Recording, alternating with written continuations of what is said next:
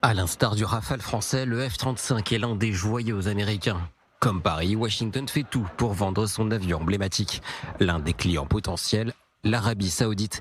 Les États-Unis vont-ils vendre ce fleuron de leur arsenal militaire au Royaume?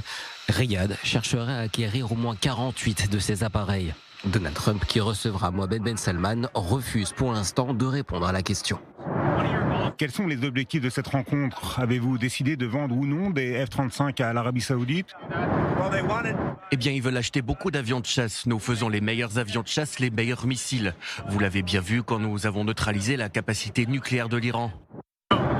Donc c'est un oui ou vous n'êtes pas encore sûr? J'examine la question. On m'a demandé de l'examiner. Ils veulent en acheter beaucoup, mais en fait, ils veulent acheter bien plus que ça, bien plus que les avions de chasse. Allez-vous aussi évoquer les accords d'Abraham avec l'Arabie Saoudite? Nous allons discuter, oui. J'espère que l'Arabie Saoudite rejoindra très vite les accords d'Abraham.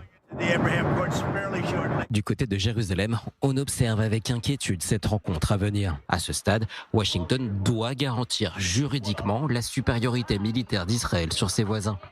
L'État juif est le seul pays du Moyen-Orient aujourd'hui à disposer de la technologie américaine.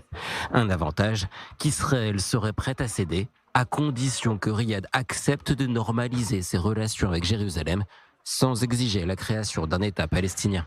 Contrairement à l'acquisition de F-35 par la Turquie, une perspective à laquelle nous nous opposons fermement, nous sommes moins préoccupés à l'idée d'un tel système d'armement entre les mains de l'Arabie Saoudite si cela devait s'inscrire dans le cadre d'une coopération régionale sous les auspices des accords d'Abraham, comme c'est déjà le cas avec les Émirats arabes unis. Le pari diplomatico-sécuritaire de Benjamin Netanyahou est largement critiqué, notamment par des responsables militaires israéliens. Il est impossible de qualifier cela autrement que de coups durs portés à Tsahal. Ils sont prêts à sacrifier la sécurité de l'État. Ces responsables militaires craignent que la vente de F-35 à l'Arabie Saoudite n'empêche Israël d'agir en Iran, au Yémen ou même au Liban.